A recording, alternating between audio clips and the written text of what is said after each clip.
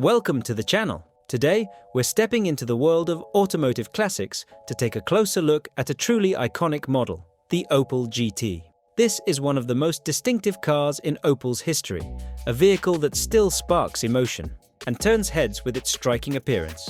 In this video, I'll tell you everything you need to know about the Opel GT, from its origins and technical specs to engine options, driving experience, typical issues, and how it holds up in the classic car market.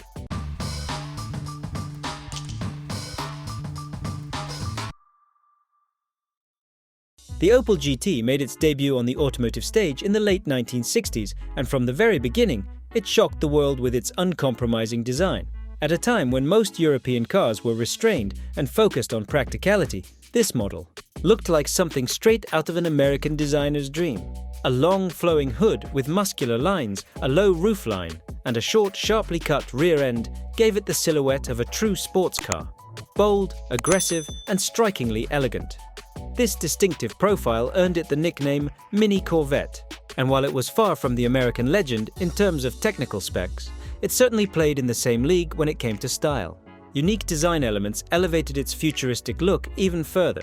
One of the most recognizable features was the manually operated pop-up headlights, controlled by a lever inside the cabin. Unlike typical electric systems, the GT's headlights rotated horizontally around their axis, which not only looked spectacular, but also gave the driver a mechanical connection to the car, almost like operating aircraft equipment. The entire body was aerodynamically sculpted, with smooth surfaces free of unnecessary creases or ornaments. Even the door handles and mirrors blended into the body, emphasizing the aerodynamic and modern nature of the vehicle. Underneath this eye-catching bodywork was a heavily modified platform derived from the Opel Kadett B. The chassis was moved rearward, allowing the GT to achieve classic rear-wheel drive proportions with an excellent weight distribution. Opel GT was offered with two gasoline engine options. The base version came with a 1-litre 987 cubic centimetre engine producing around 60 horsepower. While this offered modest performance, the more desirable variant featured a 1-litre 977 cubic centimetre engine delivering 102 horsepower. With a curb weight of around 900 kilograms, this output was enough to propel the GT from 0 to 100 kilometers per hour in about 10 seconds, an impressive result for its time. Top speed reached nearly 190 kilometers per hour, and the sharp throttle response and enjoyable handling made drivers feel like they were behind the wheel of something far more exclusive and refined than a modest Opel.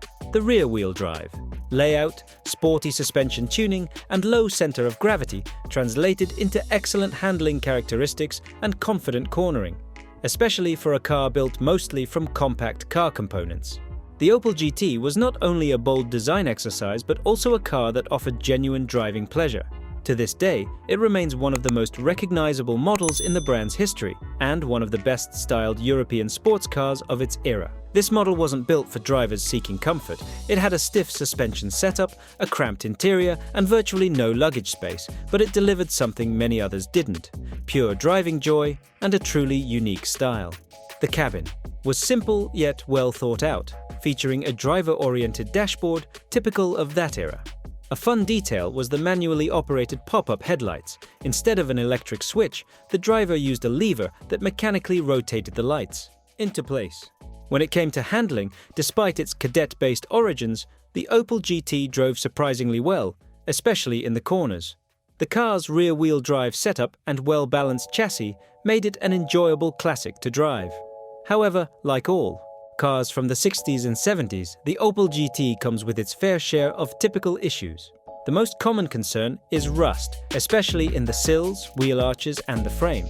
The electrical system can also be unreliable, which is typical for vehicles from that era.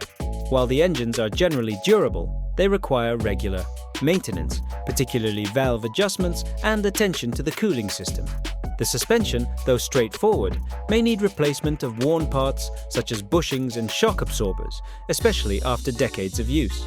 Today, the Opel GT is a highly sought-after classic, especially well-maintained examples with the more powerful engine. However, sourcing parts can be expensive and time-consuming, particularly for body panels and interior trim.